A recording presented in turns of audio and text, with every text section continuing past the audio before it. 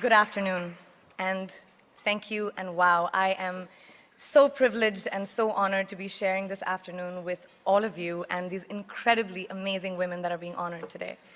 I'd like to extend my congratulations to each one of you, Octavia, Michelle, Kelly, Patty, and all 50 women that have been included in the Impact Report. Your achievements not just inspire me, but also so many others to work harder, to be better, and to make a dent wherever we can. So I'm very, very proud to be standing alongside of you. So in life, there are moments when you stop and ask yourself, how did I get here? Like, why am I standing here? Well, this is definitely one of those moments for me. And I find myself going back to the beginning, back to my roots. I was born to incredible parents, amazing parents who served as doctors in the Indian Army. I was the firstborn, and as far back as I can remember, I made my parents very proud and happy 99% of the time. Okay, slight exaggerations of personal achievements are allowed from time to time, don't you think? My brother was born a few years later, and even then, nothing changed for me. We were both given equal opportunities, and I want to emphasize this. I want to really emphasize this for you because I don't think a lot of people might understand that being equal might seem very normal, but where I come from, India, and a lot of developing countries around the world, more often than not, this is an exception. It's actually a privilege. My first experience of the glaring disparity between boys and girls came at a very, very young age. I grew up in a middle-class family with extremely philanthropic parents who constantly reminded me and my brother how lucky we were and how giving back to those who were less fortunate was not a choice, it was a way of life. Simple. I was 7 or 8 years old when my parents started taking me on these visits in a traveling clinic to developing communities around and villages around the city that we lived in called Bareilly. We were packed into this ambulance and my parents would provide free medical care to people who couldn't afford it. My job at the age of 8 was assistant pharmacist. So I would count all the medicines, put them in an envelope and give it out to patients, and I really took my job very seriously, very seriously. But the more I went on these expeditions, the more I began to notice the simplest things that distinguished a boy from a girl or a man from a woman. For example, girls were pulled out of school when they hit puberty because they were considered ready for marriage and babies.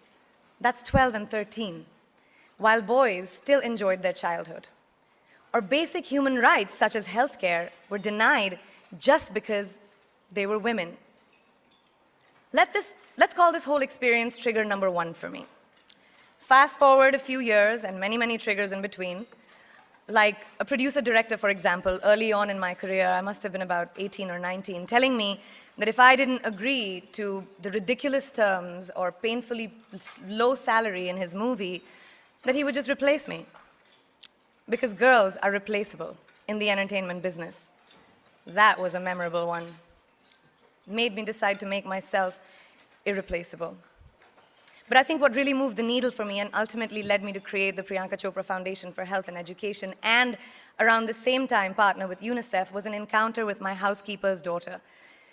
About 12 years ago, I came home from set early one day and she was sitting in my library reading a book. And she must have been 8 or 9 years old and I knew she loved reading. So I asked her, I was like, it's a weekday, why aren't you in school? And she said, oh, I don't go to school anymore. So I went and asked her mother, and I said, why isn't she in school? And her mom said that her family couldn't afford to send her and her brothers to school, so they chose the boys. The reason, she would eventually get married, and it would be a waste of money. I was completely blown, and it shook me to my core. Eventually, I decided to cover the cost of her education so that she could continue to learn, because education is a basic human right. And a huge necessity, especially today. From that point on, I was determined to make a difference in as many children's lives as I could, in whatever big or small way that I could contribute. There's a really, really beautiful quote that I read recently, and I think it's absolutely appropriate to explain what I'm trying to say today. The hand that rocks the cradle, the procreator, the mother of tomorrow, a woman shapes the destiny of civilization. Such is the tragic irony of fate that a beautiful creation such as a girl child is today one of the gravest concerns facing humanity. Girls have the power to change the world. It is a fact, and yet today, girls are more likely than boys never to set foot in a classroom, despite of all the efforts and progress made over the last 2 decades. I'm just going to give you a stat, more than 15 million girls of primary school age will never learn how to read or write, compared to 10 million boys. Primary school, it's the beginning of our future. Over the last 11 years, I have witnessed firsthand the incredible work that UNICEF does for children around the world, especially victims and survivors of child marriage, displacement, war, sexual violence. But there is still so much work to do. And for me, that is the fuel to my fire. The reason I'm so committed to this cause, and that is where my passion stems from, because I know that a girl's education not just empowers families, but communities and economies. A result of her education, we all do better. It's just as simple as that. As entertainers and influencers sitting in this room, I feel that it's our social responsibility to be a voice for the voiceless, which is why I applaud each and every woman in this room for being such a badass.